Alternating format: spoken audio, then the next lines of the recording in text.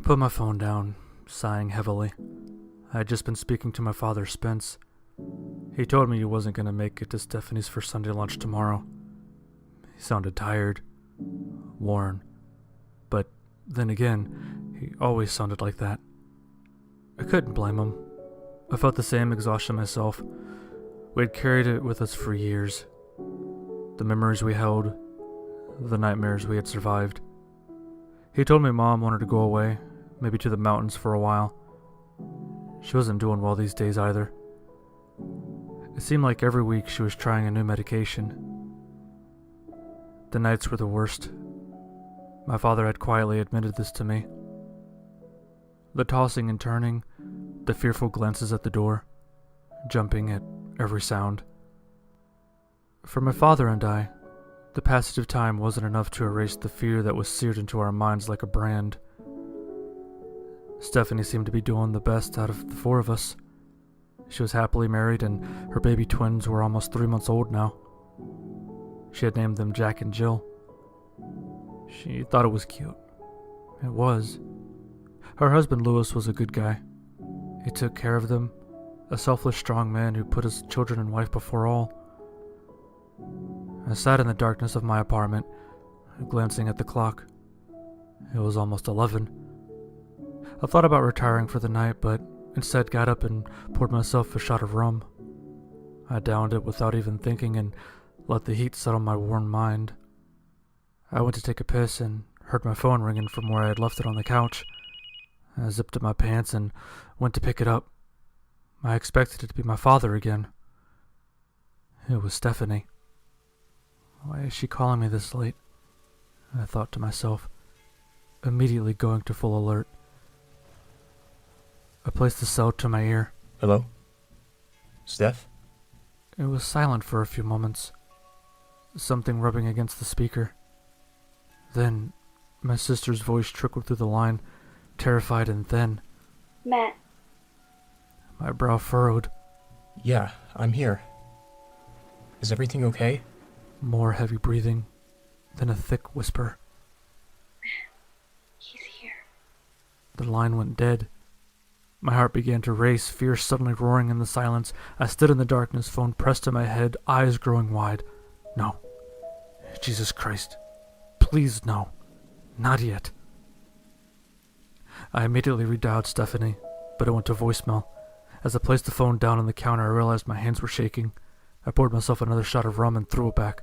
I began to pace, trembling in the dark, mind spinning. It was everything I had ever feared, but it was too soon. Way too soon. Fuck! I screamed, throwing my glass against the wall, hysteria splintering my throat. Fuck! Fuck! Fuck! I collapsed on the couch and tried to call Stephanie again. It rang once, twice, then it picked up. Steph, tell me exactly what's going on. Are you okay? There was no response, but I could hear something in the background, muffled and urgent. Tears were forming in my eyes. Jesus, Steph, please tell me you're okay.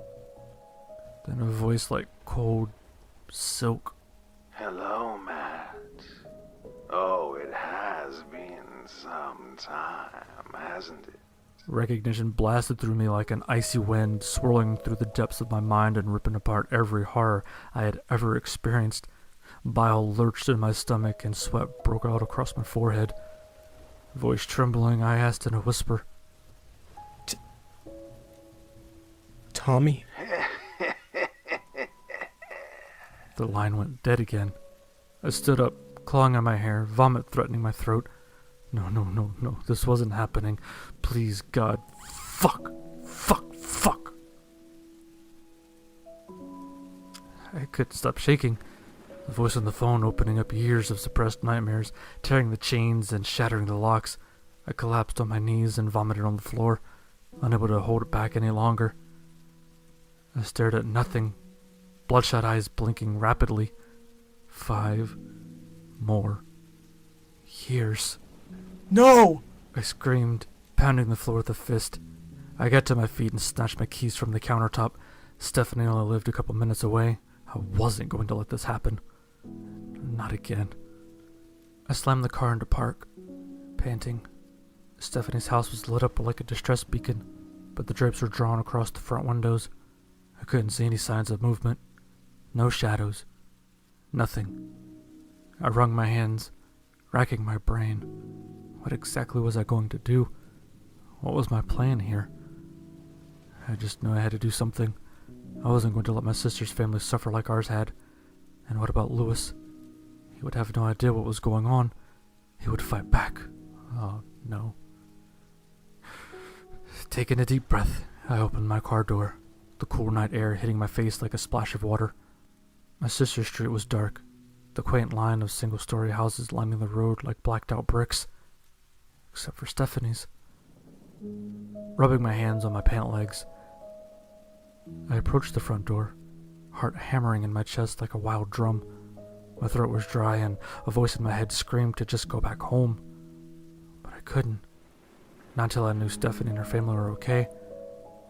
Maybe I could... Fuck.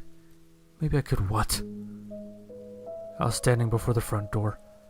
I ran a hand across my forehead and then knocked.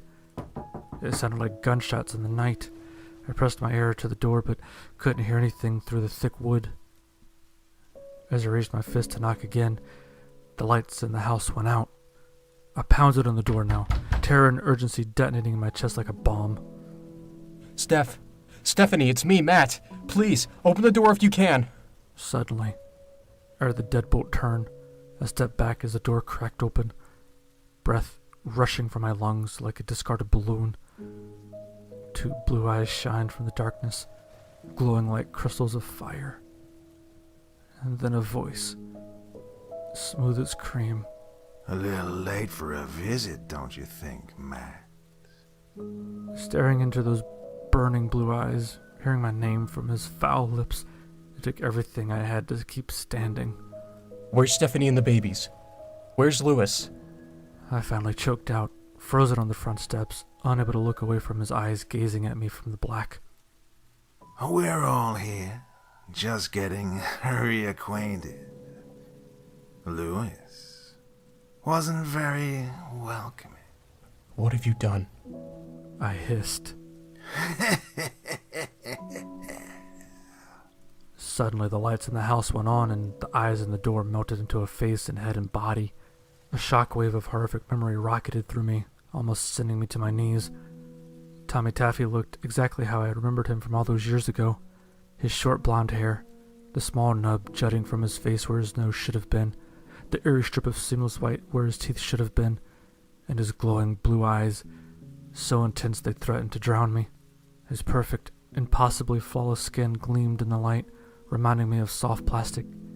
Tommy pulled the door open, gesturing inside with his hand. You came to get your sister, didn't you? From my place on the steps, I could see directly into the kitchen. Lewis was slumped on the floor, motionless by the table. Stephanie was next to him, weeping, clutching at his still body. She looked towards the door and saw me, her eyes widening, desperation shaking in her voice. Matt, help us, please! The agony stretching across her face tore me apart, tears blooming in my own eyes. I went to push past Tommy, but he grabbed my shoulder, stopping me. You saw your sister. No need to get involved, Tommy said, his grip like an iron clamp, digging into my collarbone. I turned to Tommy, one foot in the house. Please leave them alone. Haven't you taken enough from our family? It's time for you to go, Matt, Tommy said, pushing me back outside. Stephanie wailed, screaming my name from her place beside Lewis. I tried to step around Tommy, desperation raking my voice. Please, just let... I was cut off as Tommy suddenly stepped forward and grabbed me by the throat. He slammed me against the side of the house, never releasing his grip. His face was inches from mine, his voice like burning coals, but his face remained calm. I told you to go. Don't make it worse for them. This isn't about you anymore. I gasped as he released me, slumping to my knees in the dewy grass. I watched helpless as Tommy went back inside and slammed the front door. The lights in the house went out, and the screaming began. I sat in my dark apartment, the bottle of rum beside me almost as empty as my gaze. The sun was rising, a soft pink glow tickling the horizon through the window. I hadn't slept, my imagination running rampant. I couldn't let Stephanie live through this. Not again. Not for another 5 years. Time had hidden the abominations of our childhood from my sister. Tommy entering our lives at an age she could still forget. The twins. He had come back because of the twins, Jack and Jill, to continue his reign of terror through the generations of our family. When would it end? How could it end? The hours offered no solution, the rum burning in my gut giving no comfort.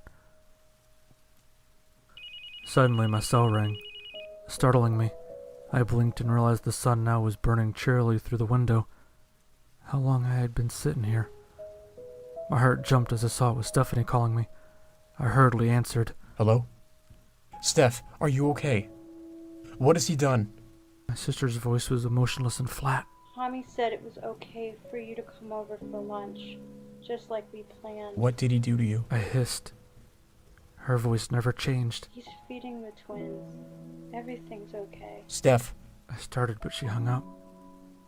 I rose and rushed to the bathroom, splashing water over my face.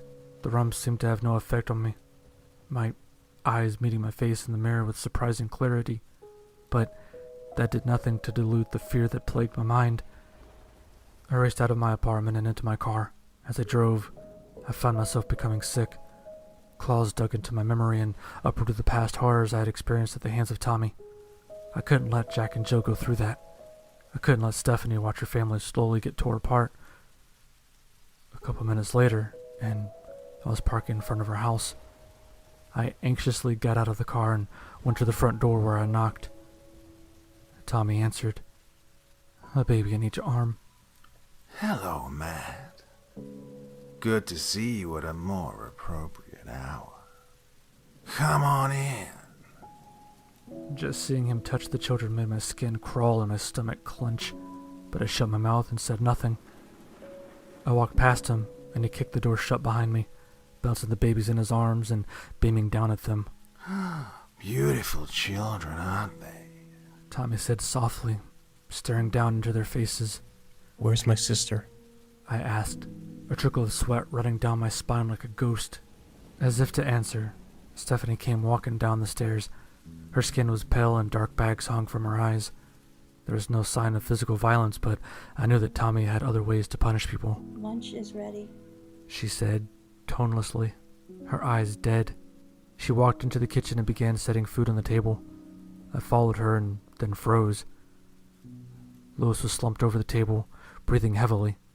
One side of his face was swollen, closing his left eye.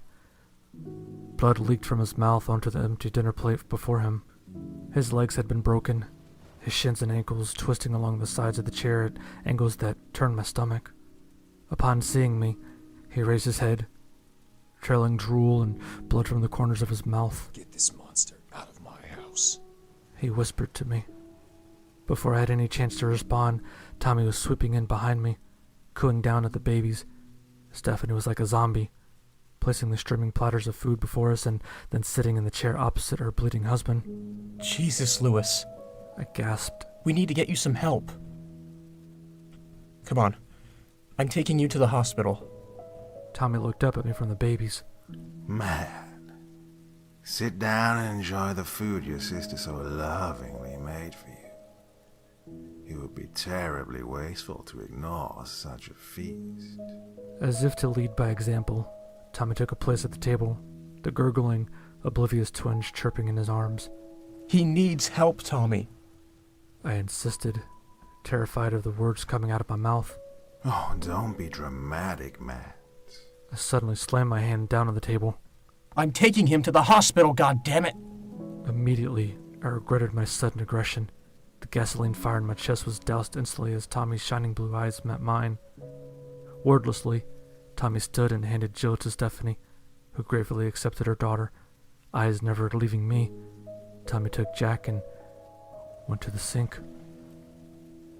He turned on the garbage disposal. Horror ripped through my brain like a blazing locomotive. The loud whirring of the blades filled the kitchen and choked the fight from me, replacing it with furious caution. Get away from there! Lewis screamed, struggling to stand, but screaming as his broken bones squirmed against his twisted flesh. Tommy lowered the now crying Jack towards the black mouth of the garbage disposal, his eyes never leaving me. It would be a tight squeeze, but I think I could get him to fit. Tommy said, his voice like the edge of a knife. I raised a trembling hand. Stop! Stop! Okay, please, just stop! But Tommy kept lowering the baby, its howling face now inches from the opening. I only need one, Matt. Maybe you need a lesson. Maybe you've forgotten how this works. Stephanie was clutching Jill, her eyes bulging from her face, tears silently streaming down her cheeks. No, no! I'll do whatever you want. Please, just stop. Please! I got down on my knees, voice shaking, my own tears of terror pouring from my eyes. Just don't hurt the baby. Don't hurt Jack. Tommy's eyes bored into my skull, examining my words like they were under a microscope. Finally, he turned and switched off the garbage disposal, handing Jack to Stephanie. I let out a shuddered sigh of relief and shakily got to my feet. Tommy took a seat at the table and pointed for me to do the same. I didn't hesitate. You godless fuck! Lewis growled, clenching his fists. I'm gonna kill you. I'm gonna fucking kill you! Tommy turned to him, and I saw his jaw clench. Don't push me, Lewis. It won't end well. Fuck you! Lewis spat. Like lightning, Tommy stood and stepped towards Lewis, sliding his hand into the beaten man's mouth to grip his upper jaw. Without slowing, Tommy heaved Lewis out of his chair and threw him face first into the refrigerator. With a dull thud, Lewis's face erupted in a fountain of blood and shattered teeth as he collided with the hard surface. He slid to the floor, leaving bloody trails in his wake. Faced like smooth stone, Tommy lifted him by the hair and dragged him to the oven. He pulled the door down and shoved Lewis's head into the crack. Without hesitating, Tommy began to smash his skull between the oven and his door, each blow crunching into his head and splitting the skin. Stop it, Tommy. Stop it. You're going to kill him. I screamed, leaping across the table. Tommy spun and pointed at the twins, his eyes locked with mine, his voice thundering across the kitchen like a summer storm. It's him or the baby. Who's it gonna be? I collapsed in my chair, eyes wide, entire body shaking. Tears poured from my eyes, my lips twisting and quivering to form words, but only helpless sobs escaped. The twins were howling and Stephanie clutched them to her chest, weeping, shock washing over her in horrified waves. I turned away, world rocking, ears filling with screaming and crying as Tommy crushed Lewis's head with the oven door.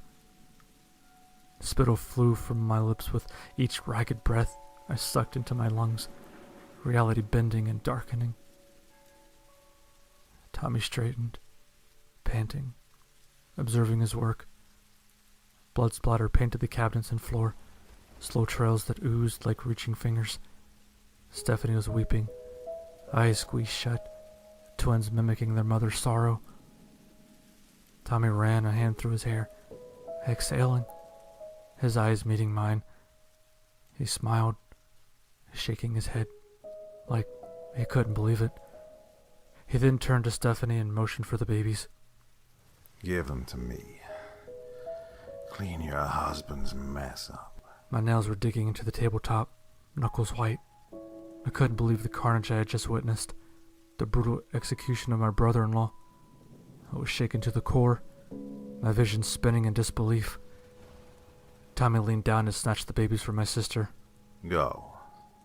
Put him in the basement for now. Why? Why did you have to do that? Stephanie squeaked between sobs. Why? Tommy began to soothe the twins, Why did you have to do shooting that? a look at my sister. He wasn't right for this family.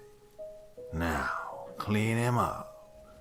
Tommy walked into the living room, motioning me to follow him. My chair scraped loudly against the floor as I stood, watching my mentally shattered sister begin to drag her husband towards the basement door. Drool leaked from her lips as she whispered loving apologies to the deceased. She was breaking. In a horrific daze, I followed Tommy into the living room, feeling like I was in a dream. I wanted to murder this monster, rip this cancer from my family, but another part of me knew I couldn't. That attempting to do so would just bring more violence. There just had to be a way, though. Tommy had settled the twins and was now watching me. You okay, Matt? I said nothing, my shell-shocked eyes staring into nothing. Tommy nodded. I know this is probably upsetting. That's why I wanted to talk to you in private. I'm worried about your sister and how she's gonna take all this. I'm worried about how it will affect her parenting. My eyes rose to meet his, my voice incredulous. You did this. Tommy ignored my accusation. Matt, I'd like you to stay here with us for a while. Keep an eye on your sister. Help her through this. I'm afraid it's the only chance we have of settling her mind after such tragedy. My fists were clenched by my sides. One day, someone is going to stop you. Tommy smiled, but there was no humor in it. Careful, Matt. Just leave my sister alone. Get out of her life. I said through gritted teeth. I can't do that. Tommy insisted. Not with such beautiful children to be raised. In fact, that's the reason I'm here so early. I couldn't wait any longer. I had to see them. His eyes glowed, twin spotlights cutting into the darkness of my mind. I took a step towards him, whispering. What the fuck are you?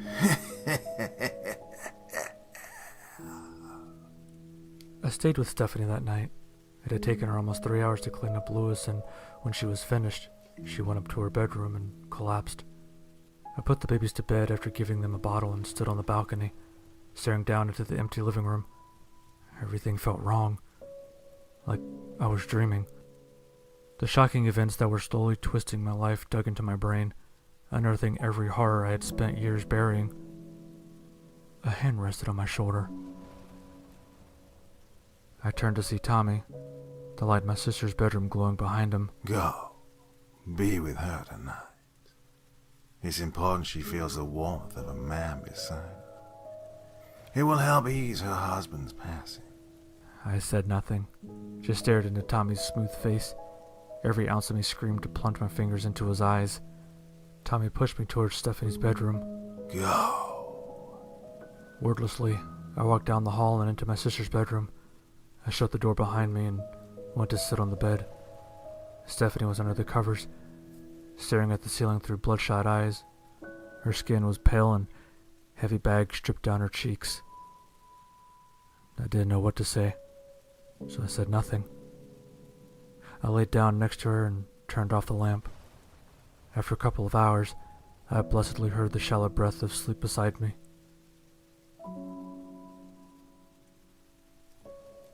Good, I thought. Let her mind have a few hours of peace. The deep hours of the night snuck up on me, but I barely even noticed. My mind refused to shut down. Ideas and possible ways of circling my exhausted head, like water circling a drain. Something Tommy had said kept echoing in my mind. I only need one of them. I examined those words, wringing out every possible meaning and scenario they could represent. I didn't like what I found. I glanced at my sleeping sister next to me, her suffering apparent even in slumber. My heart screamed for her, and I felt my eyes well up. She didn't deserve this. Not again. Not for another 5 years. I couldn't watch that. I couldn't let it happen. What was I willing to do to save her? What kind of person would I have to become? How could I possibly live with myself if I did what the darkness whispered? You know how to save her. Something chuckled from the black. Tommy made a mistake tonight. Or was it? Maybe he's testing you. Either way, you know you can't continue like this. You can't live knowing your dear sister is breaking. I covered my face in the dark, tears straining my eyes. What kind of person would I be? At some point in the night, I became aware of something by the bedroom door. I turned my head and saw Tommy watching us through a crack in the door, his blue eyes illuminating the darkness to cast a soft glow across his smiling face. I shivered and turned away. It was hours before I felt his gaze leave me. I awoke to a scream. I bolted upright, sleep leaving me in an instant. I didn't remember falling asleep, but the dark gloom from the window told me it was late. I glanced at the clock on the bedside and saw it was almost 10. Rain threw itself against the house, a wind slamming angrily against the windows. Another scream shot me out of bed. It was Stephanie. I looked at the empty bed and my heart began to race. I sprinted out of the room into the hallway. Tommy was marching up the stairs, holding my sister by the hair. She was grasping at her wrists, tears running down her face in agony as he shook her, screaming down into her face. When will you learn? He howled, never slowing his pace. My heart crawled at my throat, and sickness boiled in my stomach. What happened? Tommy, let go of her! Still dragging my sister, Tommy ascended to the top of the stairs. He reached out and palmed my face, throwing me hard against the far wall. Stars exploded in my vision as my head bounced off the sheetrock, sending me to my knees. I'm sorry. I'm so sorry. I wasn't calling anyone. I promise. Stephanie howled as Tommy pulled her towards her bedroom. The police can't help you. Matt can't help you. Only I can help you. Tommy snarled. He threw her across the room onto the bed and turned back to me. Fury stretched his face and burned in his eyes. Your sister needs another lesson, He growled before slamming the door and locking it. I crawled to my feet, racing to the door. I jiggled the handle and pounded on the wood, screaming, begging. From inside I heard something crash and then my sister's voice arched and rose, reaching an almost animalistic height of hysteria.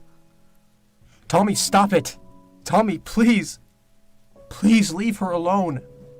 I cried, slamming myself against the door. It didn't budge and my sister continued to howl. I spun in the hallway, clawing at my hair, eyes wide. Fuck! Fuck! My heart motored in my chest, and my whole body shook, a sense of maddening helplessness and anguish threatening to overwhelm me. Stop this! My mind screamed, you have to stop this! I pounded the wall, tears rolling down my face. No! No! No! No! No! No! No! No! No! No! She still has a chance. She can recover from this plague. Do something before it's too late. My mind howled. Breath hitching in my throat. My sister's scream echoing and crashing into my skull. I turned into the twins' room. I squeezed my fists together, world blurring through tear-soaked eyes, and went in. Jack and Jill were sniffling in their cribs, staring up at me with confused, scared expressions. I looked down at them, sobbing, placing my forehead against Jill's crib. No. No. No, no, no. I wept. Please. Please. I righted myself and reached down, stroking her soft cheek. Snot bubbling from my nose, face a wet mess of agony and mental devastation. I am so sorry, little one. I whispered. Stephanie's shrieks collapsing my willpower. But you can't understand the pain your mother is going through. What she'll have to endure. I love you and Jack with all of my heart. But I love my sister more. I picked up a pillow and placed it over the child's face. It took 48 seconds for Joe to die. Hoarse cries rattled my chest. Prayers of forgiveness poured from my lips. I went to Jack's crib, then killed him. When it was over, I threw the pillow against the wall and slumped down to my knees, raining the floor with tears of horror at what I had just done. My mind cracked, ripping into and bleeding sorrow and self-hatred through my body. Suddenly, something was hauling me to my feet. I coughed as a hand gripped my throat and slammed me against the wall. I blinked and stared through grief-stricken eyes into Tommy's enraged face. What have you done? He bellowed, shaking. Through the misery, a deep, murderous hatred blazed in my chest like wildfire. I leaned into Tommy, voice like hot steel. I'm freeing this family from your shadow. Screaming, I smashed my face into it as hard as I could. My vision blinked, the darkness quickly clearing under a storming rage. Tommy howled, stumbling backwards, clutching his face. Something yellow and thick dripped from his mouth. He looked down at it, eyes growing wide. I knew you could bleed. I snarled, wiping the tears from my face. Tommy stared at his covered hand and then back up at me. Fury reigniting. What have you done to the children? I killed your lifeline. I hissed. Before he could respond, I charged him. I threw my body into his, slamming him against the far wall with a heavy thud. The surprise and pain that rippled across his face fueled my sudden murderous hunger. I grabbed his hair and ripped his face to the side, burying my teeth into his soft throat. He screamed as my jaw snapped shut, my mouth filling with warmth and shredded flesh. I spat the mouthful out as Tommy shoved me back, hand going to his gushing throat, his fingers coated with the yellow liquid pouring down his shirt and chest. I didn't let him recover. I grabbed a lamp and brought it crashing into his skull, bringing him to his knees. I drove a fist under his chin while simultaneously swinging the lamp again, driving the butt directly into his eyes. He howled, falling against the wall, reaching out, desperate. I knelt over him, tossing the lamp aside.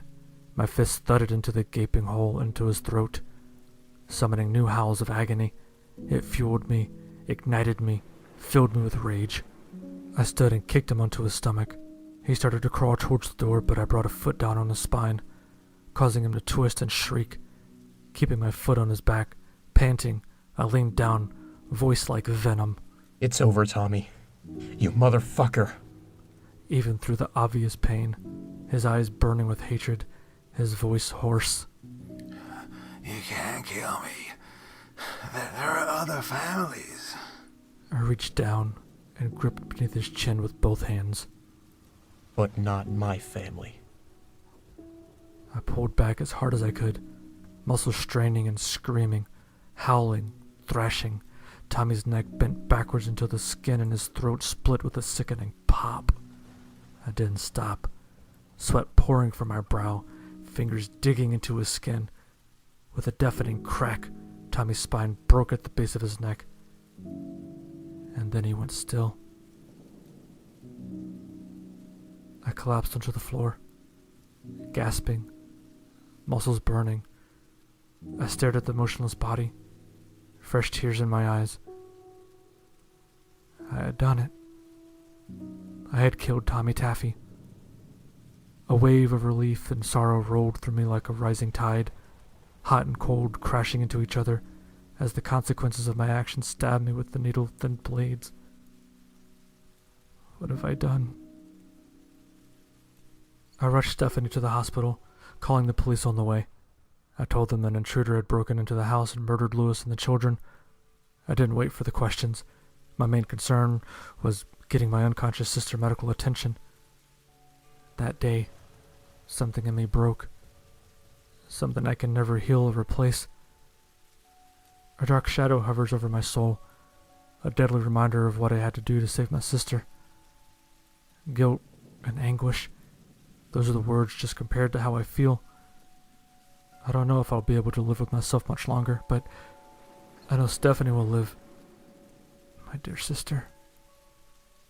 The news of her children's demise rocked her to the bone. I stayed with her through it all. Those long nights in the hospital filled with overwhelming sadness and grief. I told her Tommy had killed them, and it's a lie I would take to the grave, whenever that may come. And even when the sorrow threatens to kill me, I know, deep down, that Tommy is forever gone from our lives. Because of me. Because of what I did. Our family would die free from the shadow of that monster. Tommy Taffy.